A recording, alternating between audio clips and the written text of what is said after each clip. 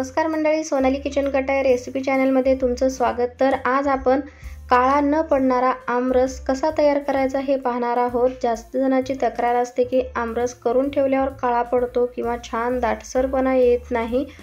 त्यासाठी मी आज खास अशा टिप्स सांगितलेल्या आहेत। त्यासाठी व्हिडिओ स्किप न करता बघा। व्हिडिओ आवडल्यास चॅनलला लाईक, शेअर, सबस्क्राइब करायला विसरू नका। मस्त अशा पद्धतीने घट्टसर कलर न बदलणारा आमरस आज तयार करणार आहोत। अगदी तुम्ही 4-5 तास जर आमरस फ्रीजच्या बाहेर ठेवलं तरीही छान अशा प्रकारे जसं आपण आमरस करतो तसाच राहील। तर चला तर मग रेसिपीला सुरुवात करूया। तर इथं आंबे घ्यायचे आहेत। आंबे छान असे आपल्याला थंड पाण्यामध्ये 2 तासासाठी भिजून ठेवायचं आहे, जेणेकरून आंबे थंड तरी होतीलच आणि एक्स्ट्राचं जे चीक असतं ते पाण्यामध्ये निघून जातं। तर अशा पद्धतीनं आंबे कट करून घ्यायचे आणि जसं तुम्हाला ह्याचा गर काढायचा तसं तुम्ही काढू शकता। ह्याची वरची जेवढी साल आहे हाताने सुद्धा काढू शकता किंवा ह्या पद्धतीनं मी चमच्याने किंवा आपल्या अशा पद्धतीनं मोठ्या चमच्याच्या साहाय्याने सुद्धा काढू शकता। तर हे सगळं अशा पद्धतीने मी गर काढून घेते,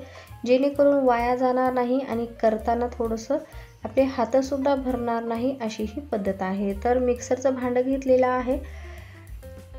मिक्सरचा वापर न करता सुद्धा मी रेसिपी शेअर केलेली आहे, ते सुद्धा तुम्ही बघू शकता। तर इथं मी साखर टाकून घेतलेला आहे। आंबा आणि साखर लवकर टाकलं तरी काळा पडतो असं म्हणतात, पण तुम्हाला एक खास अशी टिप्स सांगणार आहे, त्यामुळे साखर टाकलं तरीही आमरस काळा पडत नाही। तर बर्फ घ्यायचा। बर्फाचे खडे आता माझ्याकडे जास्त नव्हते, थोडासाच बर्फ होता।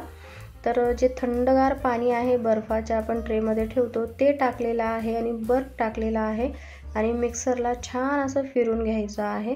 आणि ह्यामध्ये पाणी टाकायचं नाही जास्तीचं, जे पाणी टाकतो आपण ते बर्फाचं किंवा बर्फ टाकून घ्यायचं, त्यामुळे आपलं हे रस चांगल्या प्रकारे राहतो।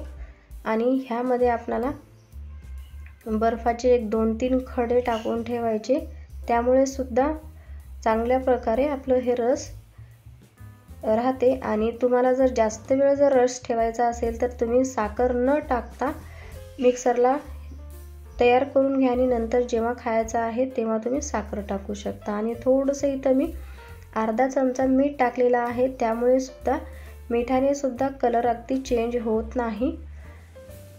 बघा मस्त पिवळा जसा आहे तसा चांगला आपण 4-5 तास सुद्धा ठेवलं तरीही काळा पडत नाही। तुम्ही नक्की ट्राय करून बघा। आणि साखर, पिठी साखर जेव्हा आपण खातो तेव्हा सुद्धा हे टाकून जर खाल्ला तरीही आमरस काळा पडत नाही। हे 2-3 तुम्ही टिप्स जर वापरल्या, तुम्ही जो आमरस कितीही वेळ ठेवलं तरीही आमरस काळा पडत नाही। तुम्ही फ्रीजमध्ये ठेवला तर 2 दिवस जर ठेवलं तरीही सुद्धा काळा पडणार नाही। अशी ही झटपट आपली आमरसची रेसिपी आणि ह्या ट्रिक जर तुम्हाला आवडत असेल तर चॅनलला सबस्क्राइब करायला विसरू नका। मस्त बघा, आता मी हे आमरस असंच ठेवून देते। तर अशा पद्धतीने 4-5 तास झालेले आहेत। मी मराठवाड्याची धिरड्या गव्हाच्या पिठाचे धिरडे केलेले होते, तेव्हापर्यंत हे आमरस असाच राहिलेला आहे, अजिबात काळा झालेला नाही।